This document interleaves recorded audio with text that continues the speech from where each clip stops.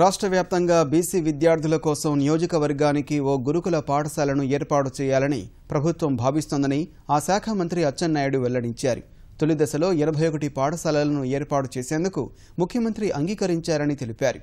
BC వసతి గృహాల్లో mess ఛార్జీలను కూడా పెంచాలని నిర్ణయించామని వెల్లడించారు.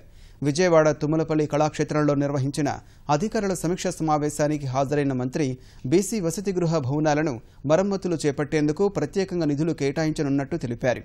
వేల కోట్ల రూపాయలు ఖర్చు చేస్తున్నా ఇప్పటికీ లబ్ధిదారులకు సంక్షేమ ఫలాలు అందడం లేదన్న మంత్రి ఈ అంశంపై అంతా సమీక్షించుకోవాలని అధికారులకు సూచించారు. హాస్టళ్లలో అక్రమాలను నివారించేందుకు బయోమెట్రిక్ సాంకేతికతను వినియోగిస్తున్నామన్నారు. నా ఆలోచన ఏంటంటే, నేను మంత్రి అయిన తర్వాత ఒక ఫైలు గత 4-5 సంవత్సరాల నుంచి సర్క్యులేషన్లో ఉంది.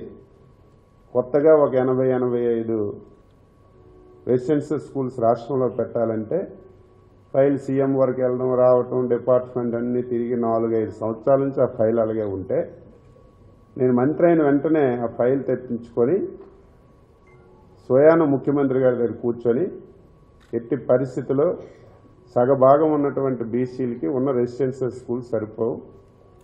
నా ఆలోచన ఒకటే, 175 నియోజకవర్గాల్లో ఒక్కొక్క నియోజకవర్గానికి ఒక రెసిడెన్షియల్ స్కూల్ ఉండాలి.